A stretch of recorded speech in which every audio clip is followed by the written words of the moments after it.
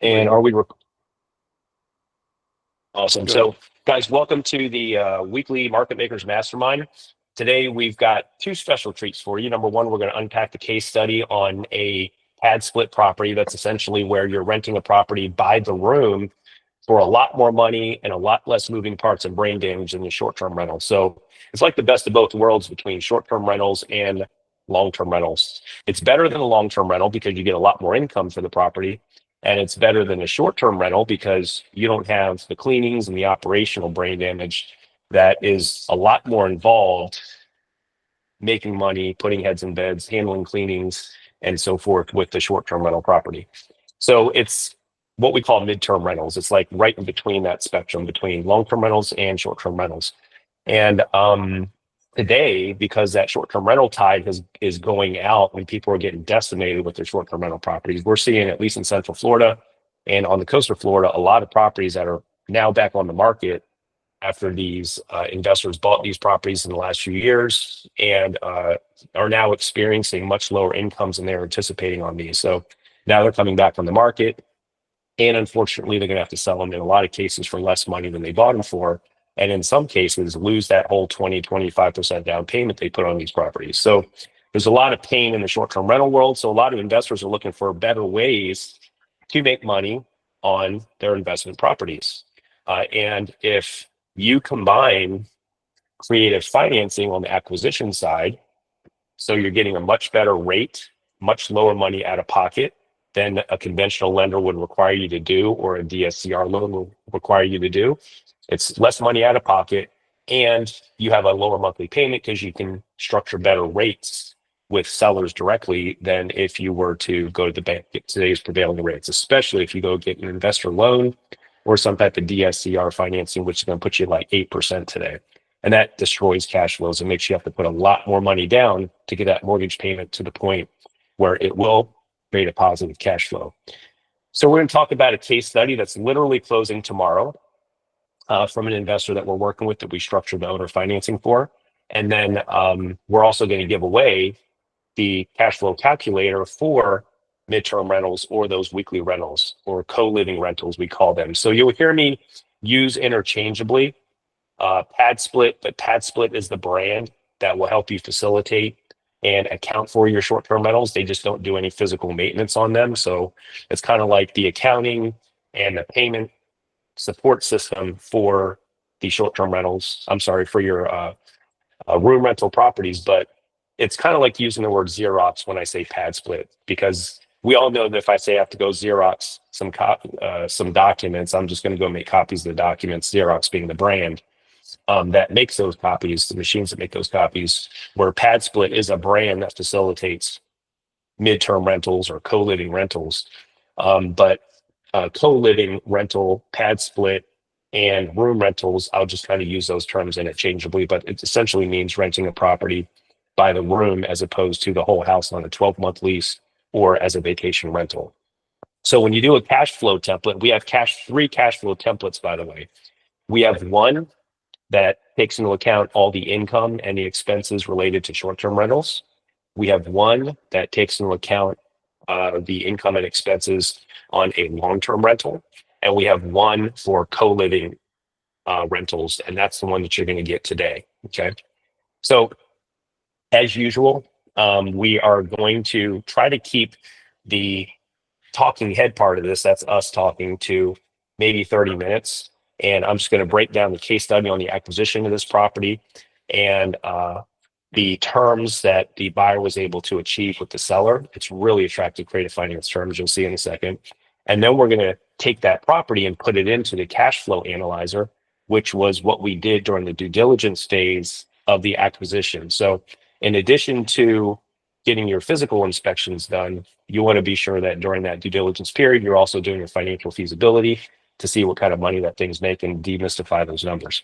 So we're going to keep this to about an hour unless you have more questions. We'll stay on a little bit longer.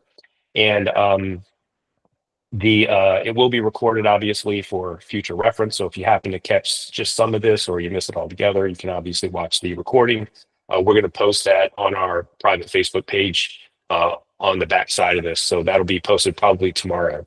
And then if you have any questions, guys, or comments, or you have anything to add to the conversation, go ahead and raise your hand, click the icon in the control panel, that hand icon, and then we'll get to you when we get to the Q&A part of this.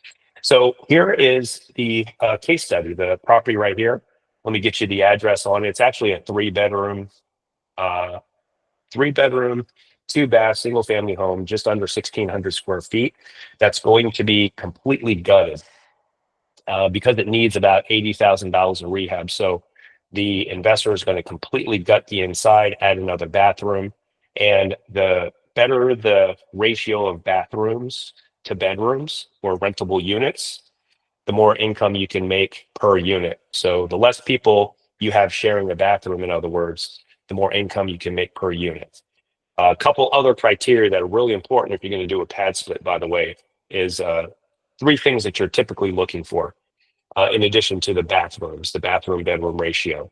Is number one, you want it close to some kind of employment center. So the closer to a hospital, the better. College, universities, Amazon warehouses, industrial parks, hospitality, resort areas, for example, basically places where you have lots of jobs. Restaurant areas where you have lots of restaurants and retail. Those are really good areas to have co-living rentals. If you can be by public transit, that's even better. And then you don't need parking spots for every occupant in the property. You also want liberal parking, and you also do not want to be in an HOA. So the three big criteria is liberal parking, close to a lot of jobs, and you want a good bathroom bedroom mix if possible. So if you take, for example, a 4-bedroom, 2-bath property, and one of those bathrooms is the master bath that other units can't access, then that's going to leave you with potentially 4 or 5 people using the same bathroom, because you're going to take those other bedrooms, plus you're going to carve up the living areas. If you have a minimum of, say, 10 by 10 feet or 8 by 10 feet, then if you have that 80 to 100 square feet, you can put walls around it, you can put a door on there and a keypad, and now you can have another rentable unit. So assuming you have a good bathroom mix, you buy lots of jobs, and you're not in HOA and you have some good parking area, then you have a great pad split. So that this one checks all the boxes. So let me kind of go into show you what the actual property looks like. And then we're going to jump into, so this is the actual address, guys, so you can see it. This property is 8225 Mara Vista Court in Orlando, Florida, 32827 in the Lake Nona area. The after repair value is about 350,000, 360,000 on this property, by the way. The investor is buying it for 225,000. And here's what makes that even better, is that the investor that is purchasing this property, she does property management for pad split. So if you happen to be in the area and you want to provide a turnkey experience for your investors, and there's a lot of these on the market, by the way, that are just sitting on the market, and especially properties like this that are great pad split potential, and they have solar liens or something like that that is requiring them to sit on the market a little bit longer. It's easy to get past that gatekeeper, the listing agent, and negotiate really good finance terms with the sellers. So in this particular situation, she was able to buy this property for 225,000. That 225,000, she's only putting $16,000 down, and then the seller is going to finance the other 209,000. This is what makes this really sweet, for up to 5 years. So it was a 5-year balloon period, so maximum 60 months, and the seller's financing the buyer at $1,370 per month, principal only, which means zero interest loan. That means every single penny of those payments is paying down that $209,000 loan, 100% to principal over the next 5 years. So you do the math, $1,370 a month, assuming the buyer takes it for the full 60 months, which I don't know why you wouldn't, because it's no interest cost of money, right? Take 1,370 times 60 months, and then you have the amount of equity they're building in that property, even if the property value doesn't go up and they didn't add any value to it through the renovations. It would build that much equity that fast because the financing's at zero interest. By the way, if you ever want to structure You may have heard us say this before. Whenever you're negotiating terms and you're making that initial presentation or that offer to the seller, here's how it sounds in a conversation. And this is really important for you to write down. You don't ask for zero interest and you don't bring up the balloon payment, because the two things that they're going to counter, you want as many negotiating leverage points as possible, right? The price is obviously one of those negotiating leverage points.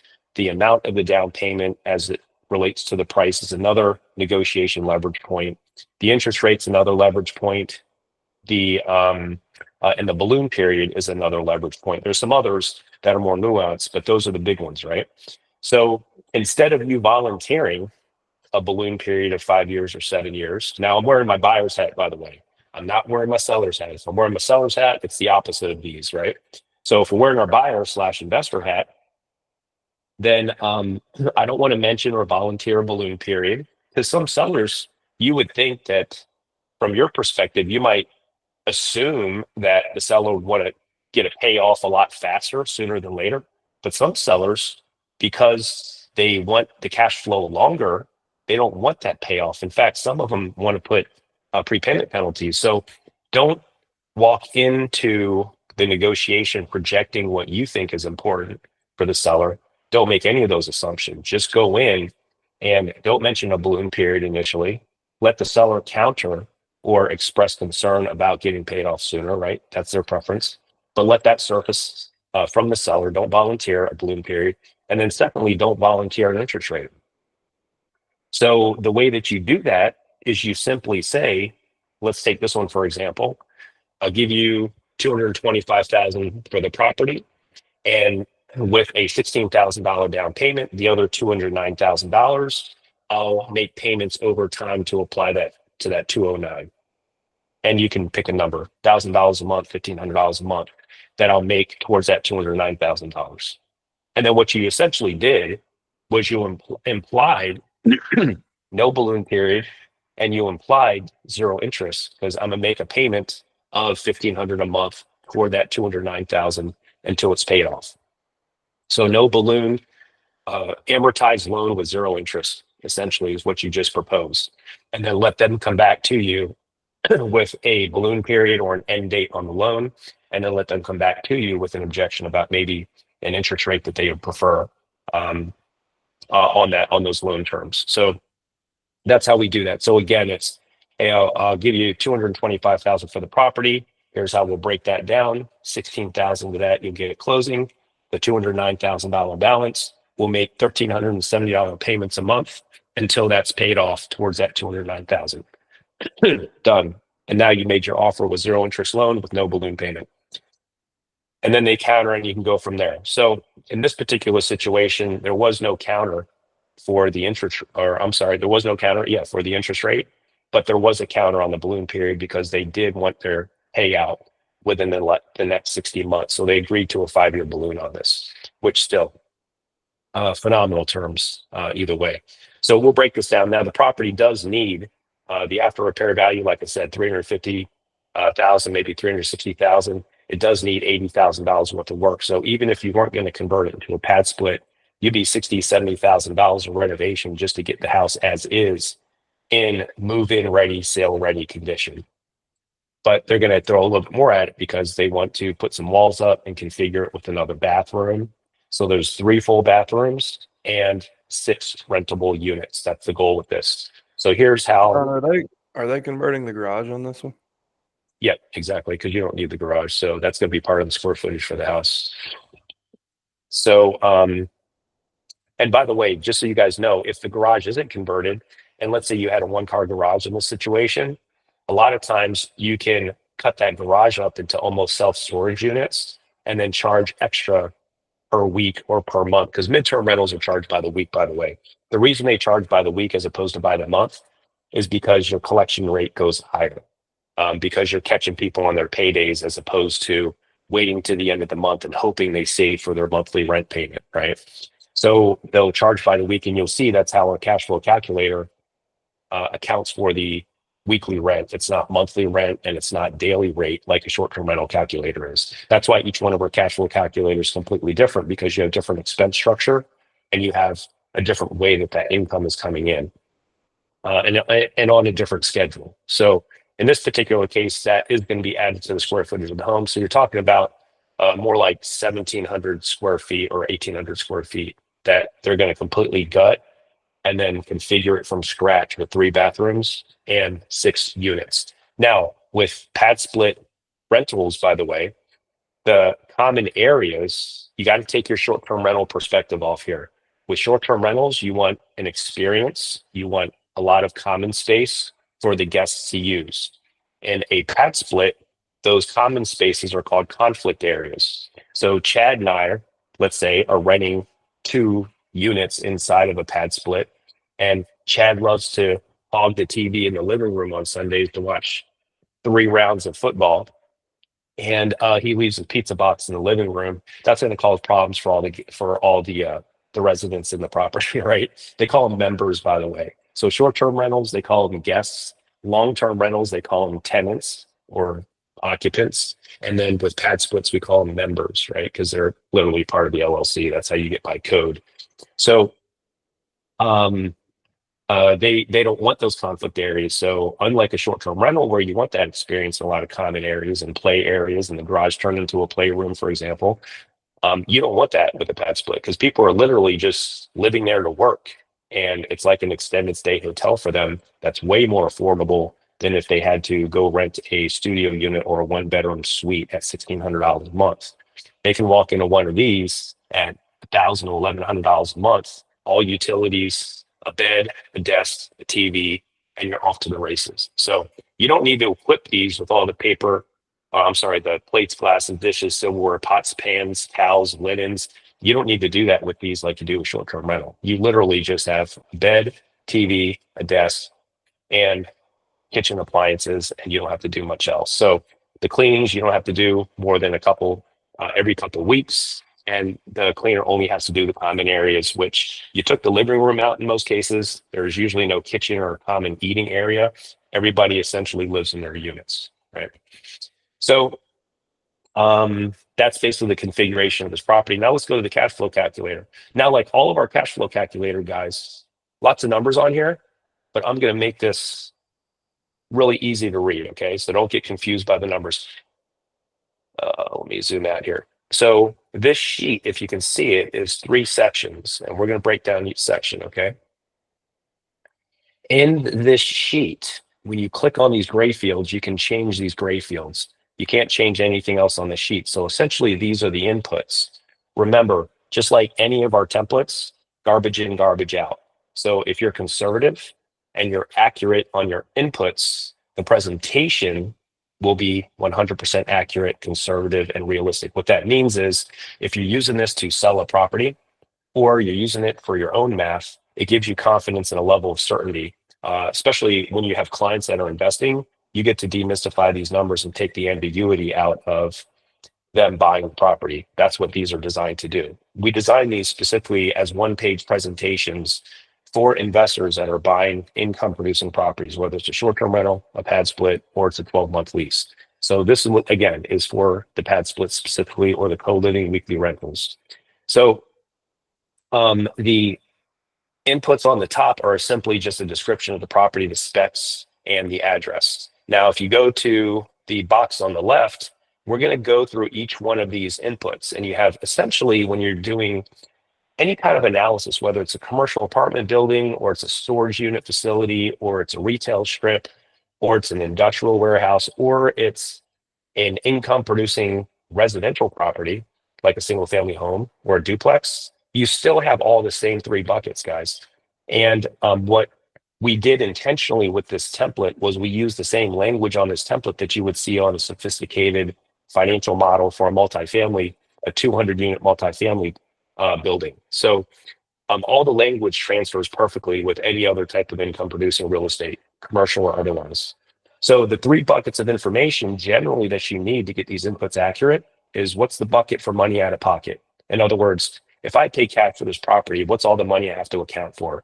And with these types of properties, you have your purchase price, you have the cost to rehab the property, and then you have the cost. Oh, by the way, inside of the rehab, it's about $2,000 a room, $1,500 to $2,000 per unit per room is what it costs you to outfit with furniture, and you don't have to go out of this world on decorating the property or taking care of the living. So you just need to get the bed, the desk, and the TV in the rooms, and then have a closet. That's essentially all you have to do. So $1,500, $2,000 a room, plus the physical rehab on the property, and any walls that you want to put up. Which, by the way, um, one consideration, little side tip here.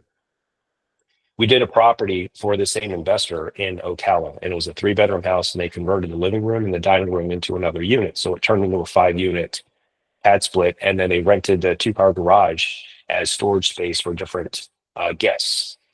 The living room and the dining room, they use what we call hanging walls, because if you ever wanted to convert that property back to a single family home to sell it in the future, then you don't want to make this a huge construction job to get it back to its original condition. So they literally just hung the walls and made it very easy to simply take those walls down, do a little bit of drywall work, and now you got rid of the walls that separated the living room and the walls that isolated the dining room and the doors that went with those walls. Now you have that 3-bedroom, 2-bath back to its original state, and you can sell it like normal, right?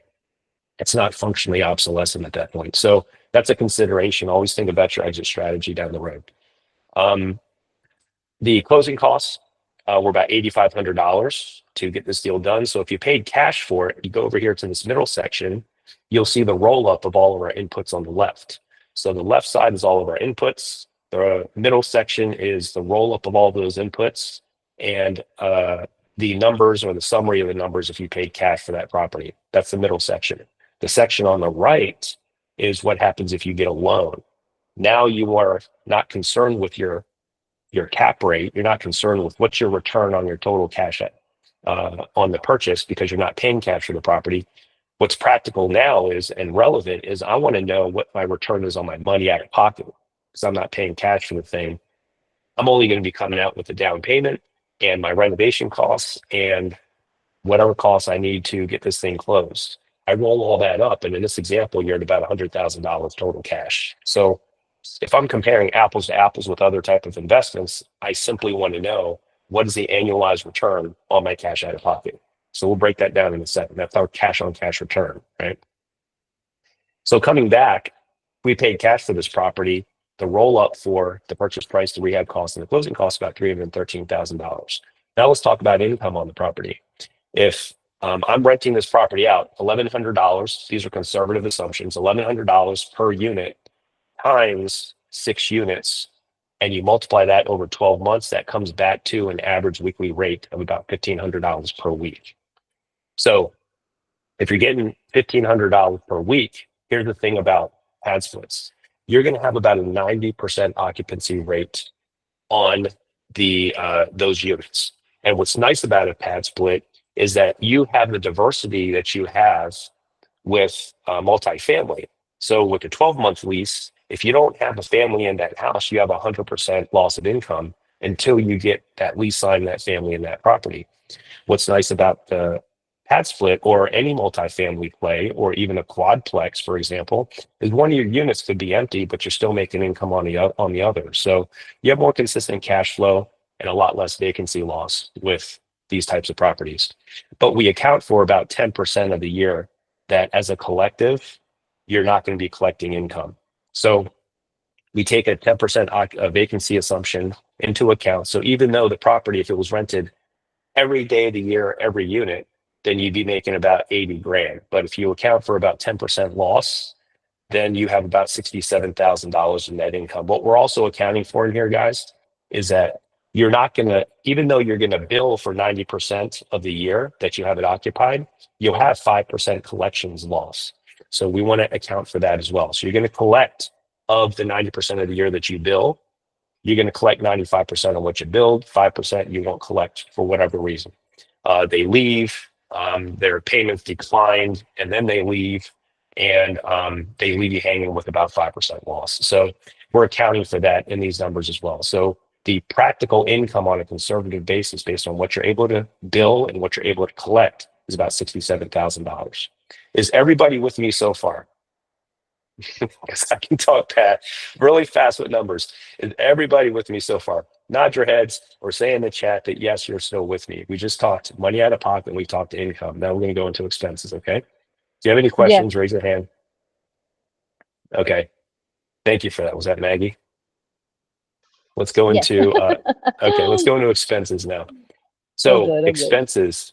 Now, if you happen to be a passive investor, a passive investor, and you don't want to adopt a second job managing this, there are a lot of property managers that will handle all the physical management of this for about 20%. PadSplit will charge you about 10%, but they don't do the physical property management, and they don't manage the local vendors like your cleaners and your repair people, your contractors, all that. They don't do any of that. They just handle the accounting. They handle the legalities, the e-sign paperwork and everything, and the payment portal where the members are making their payments online, and then that's direct deposit into your account. They handle all that, the technical part of it, but they don't handle the local physical aspect of this. But you can have property managers do all of that for about 20%. Now, in this case, she doesn't have any management fees. She actually is a property manager for these, so she self-manages it. She still will pay a leasing fee to her real estate brokers for getting these leased up, all the bedrooms. And it takes about 2 to 3 weeks, by the way, to get all of your units leased up, unless you're in the middle of nowhere and you didn't do a good job putting that property next to an employment center. In this case, she's in front of a lot of progress. There's a lot happening in this area by the zip code. So lots of jobs around it. The property tax, here's what's interesting about this. The property tax is so low on this property because of the way we structured the owner financing. If you're not familiar with how we structure owner financing, we have the seller literally put the property into their own trust at closing, and the buyer is technically coming along and buying the controlling interest of that trust. It's a personal property transaction, which means we never recorded a new sale price, and there wasn't a new sale price that jacked that property value up in the assessed value. So we keep that property tax low because this owner, I think, bought this property for like 90 grand in 1999. So they have, by virtue of the 3% increase on a homesteaded property, the 3% max increase on homesteaded properties, they've been able to keep their property tax super low over the last 26 years now, right? Almost 27 years. So the property tax is really low. That savings is passed on to this next buyer, although they can't claim the homestead. So the investor will still get to take advantage of the assessed value, but they won't be able to claim the homestead. So they still get to piggyback on that lower property tax. The insurance about $2,600 a year. There is no HOA, and the utilities that the investor is going to have to pay. This is what's very similar to short-term rentals. You got to cover the Wi-Fi. You got to take care of the grass. You got to take care of pool maintenance if you happen to have a pool, which, by the way, they're not recommended for pad splits.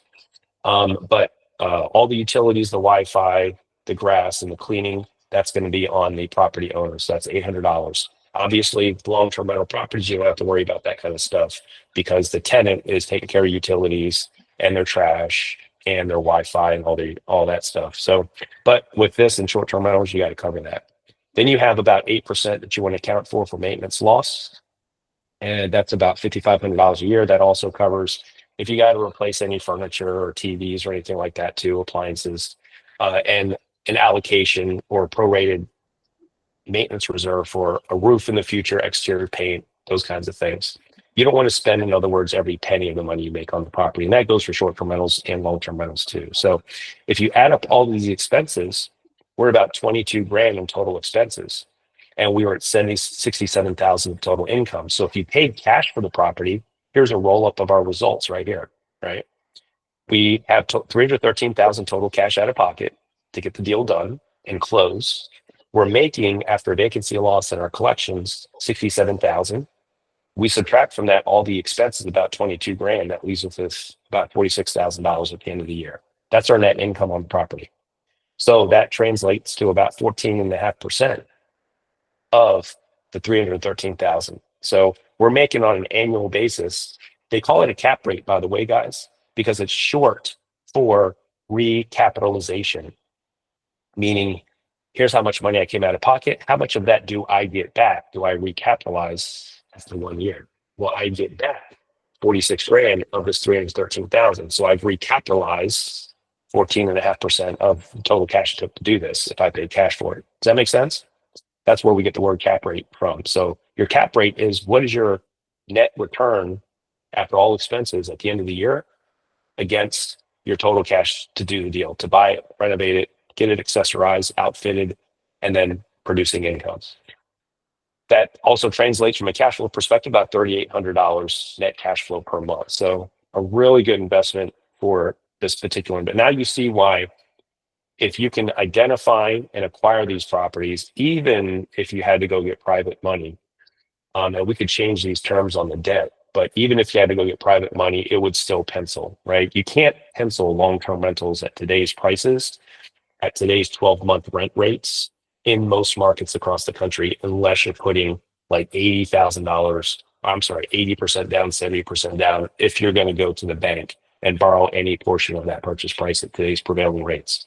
They just don't pencil. So unless you're a really good short-term rental operator and you acquire one of the 5% of all the short-term rental zone properties, and at least in my market, Central Florida, that actually do work and can get you an average daily rate and can get you an occupancy that works well. And that's, like I said, 5% of everything that's available in Central Florida right now. Then short-term rentals don't work either. So long-term rentals don't work because today's rates and today's prices. Short-term rentals don't work just for 95% of the short-term rental properties. So the best alternative is to do a co-living rental like this. Now let's look at the finance terms. Let's throw this third bucket of info. So the first bucket of info is total cash to do the deal. Second bucket of info is the money that comes in. The third bucket of info is the money that goes out, expenses. The last bucket is leverage. So if any portion of that sale price is being financed, whether it's through the bank, a private lender, or the seller, we use this section right here to account for that. So in this example, she's putting $16,000 down at 0% interest. Now let's go over to the top right here. Here's where we get some positive gearing. We get leverage. Where did I just see leverage? I was kind of reminded of this. I was just looking at something. It was like a little lever, like a physical screw. You know, a screw is a lever. So when you're screwing stuff, it's basically, when we say leverage, here's what we mean. A little bit of input and the mechanism, in this case, debt, gives you much bigger output, right? That's called leverage. So in this case, 16,000 down, 200,000, $209,000 finance from the buyer. So the expenses, consider this. The expenses would property management fees change? Would insurance, taxes, HOA, utilities, maintenance reserve, none of that would change, right? If you got debt. So all we have to do now is account for two things. If we want to look at what our leverage return is, how much cash out of pocket do we have if we don't have to pay cash for the whole property, right? The whole price of the property. And then number two is I've got to add my loan payments now to these expenses for the whole year. And that creates my new expense structure, my new expense total. So in this case, I'm now only 104,000 out of pocket. That's my 16,000 down payment. That's my rehab costs, and that's my closing costs. And my debt service that I've got to add to my expenses is 1,370 a month, or 16,000 for the whole year. If I add the $16,000 to this 21,000 total expenses, that gives me a total annual debt service and expense of about 38,000. How much am I making on this property? 67,000, right? So if I subtract that 38,000 from the 67,000, I'm netting 30 grand a year, $29,410 a year in net cash flow, on a whole lot less money out of pocket than if I pay cash for the property. So that 29,000 at the end of the year, 2,400 a month, is now a 28% return on my cash out of pocket. So here's where we got the positive leverage. Let's compare. I pay cash for the property and I'm making 46,000 of net income, but on a whole lot more out of pocket, 313,000. That's 14% return on my money at the end of the year on my cash. If I get the seller to carry a portion of the sale price, 209,000, and I make payments against that 209,000 at 1,370 a month, now I'm only out of pocket 104. So about 1/3 of the cash compared to a cash transaction. And I'm at 28% return on my money. I've doubled my return on my cash. And now I have 2/3 of what it would have took me to pay cash for this property have 2/3 of that money available to buy more deals. And if you're a licensed agent and you know how to structure creative financing, what you essentially did is you took a property that your client, you'd only be able to make one commission on because they'd have to put 60, 70, 80% down on the property. They wouldn't have enough cash left over to buy a similar property. And that leaves you with one commission because we didn't know how to put them into finance terms that'll give them leverage with a lot less cash out of pocket so we can find them more deals, right? And that's a disservice to them as well because now they don't have as many properties that guests or tenants are paying off on their behalf. And so in a time when consider this, that debt, that our money supply is expanding, property values aren't going up in value. They're just going up based on what our currency units describe the value to be because the currency units are getting less and less valuable.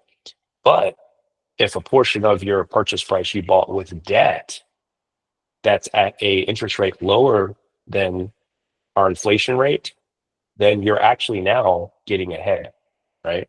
If you pay cash for something and it goes up 10%, but you had 10% inflation, you just broke even and preserve your buying power. You didn't go ahead, you didn't go backwards, but you didn't preserve your buying power. Now, if you had some portion of that property purchased in the form of debt, that debt becomes more valuable as we print more money, right? Especially if you have a no interest loan on this. So that's why the debt is just as valuable than the actual asset because now you can go forward as opposed to just keeping up with inflation. So in this case, they're easily doing that now. One thing that you'll see on our sheet here that really juices up the return on the property if you take into account all the benefits of owning a property, especially if you have debt on the property, right? Because you win four ways, guys. We a lot of times will do back of the napkin math to figure out, okay, what's our cash flow? And you can do this very quickly to figure out the cash flow, right? On the back of the napkin. Here's how much money I'm going to have in expenses. Here's how much money I'm going to bring in. The difference is my cash flow. But that's only one of four benefits that you can actually quantify for a client or for yourself. What are the other three benefits of owning an income producing property that you have debt on? Well, one of them is the tax benefits. If this was an amortized loan with an interest rate, I'd have some interest write off, right? I would also, if you just use straight line depreciation on this property, it's about $10,000 of the improvements of the property that the IRS says I get credit for. I get a paper loss for every year.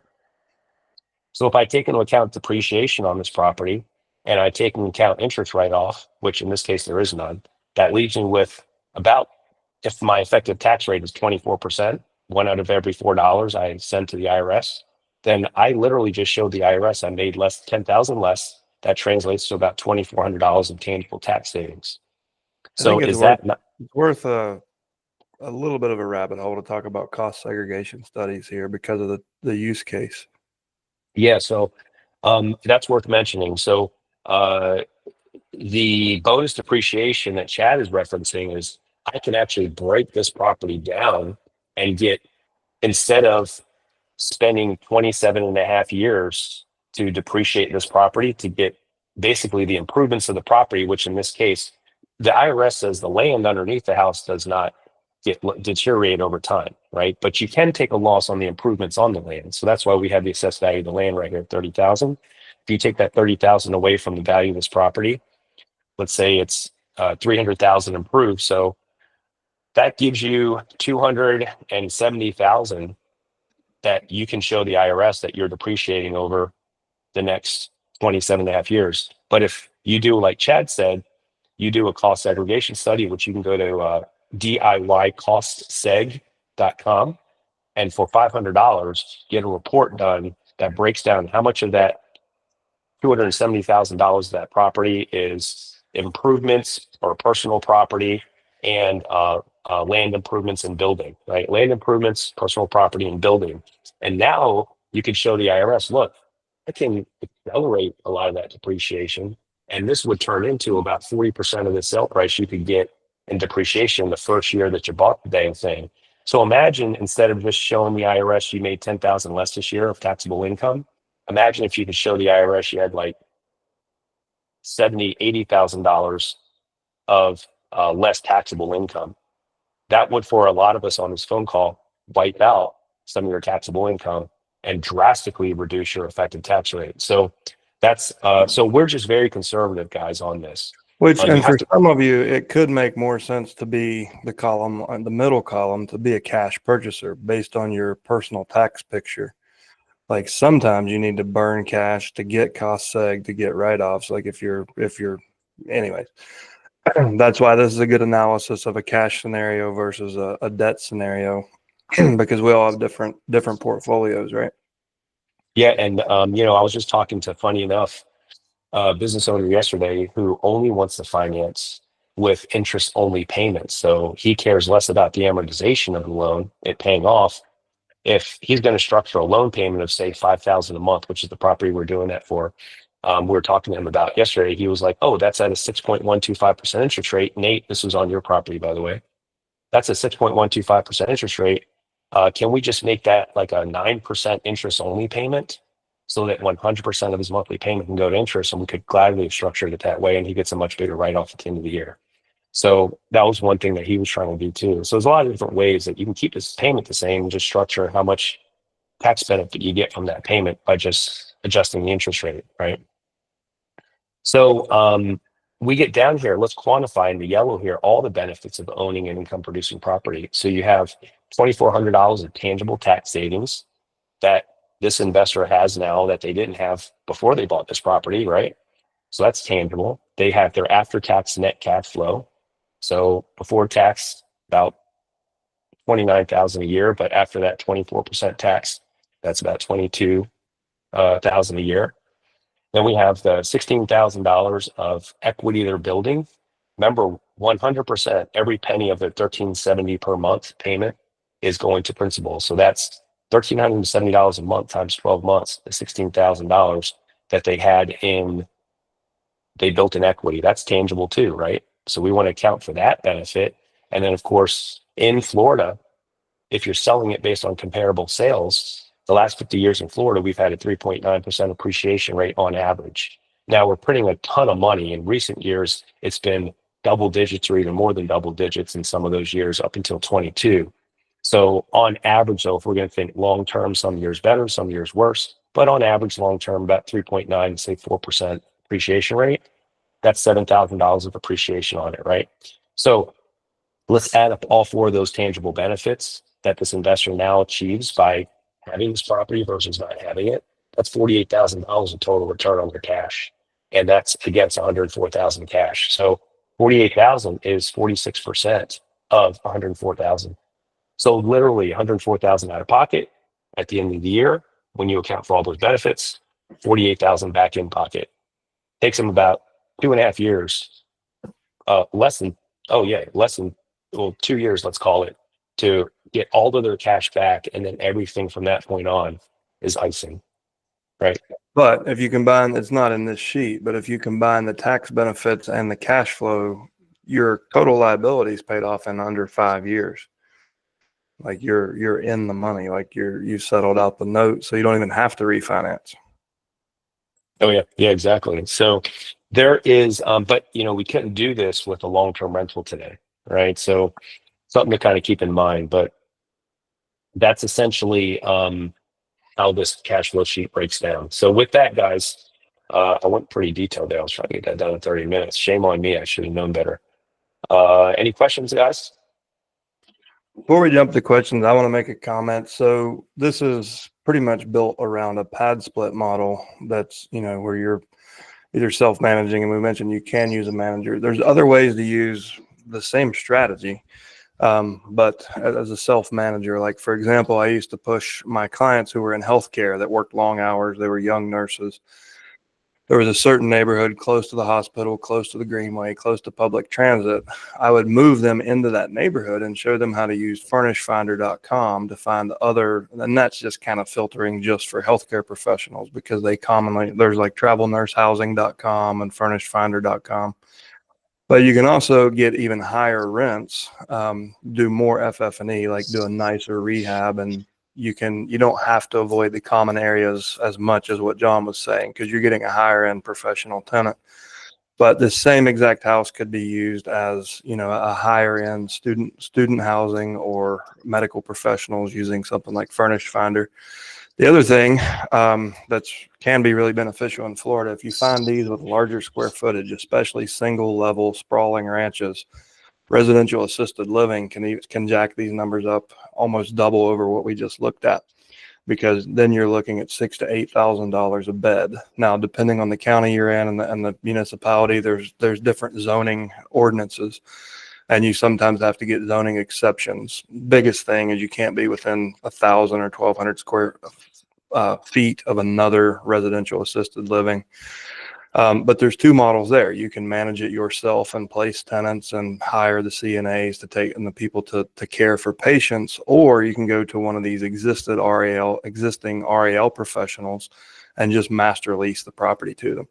So you can use this strategy on a big sprawling ranch, maximize the number of beds, and then master lease it to an operator, and it can be a passive investment but yield even higher. So I just wanted to mention, like, we were focused on a pad split model. You can take this same house and do this 3 different ways, and the yields can go up. It comes down to, like, do you want to be more passive or more active and you know, getting the property and managing the property. But a couple other ways you could even make that deal sweeter. Awesome. I mean, answering Brendan's question, a local property manager need to be licensed to manage a property like this, and in the state of Florida anyway, and also in North Dakota, where I have a management company, you do have to be licensed to collect property management fees.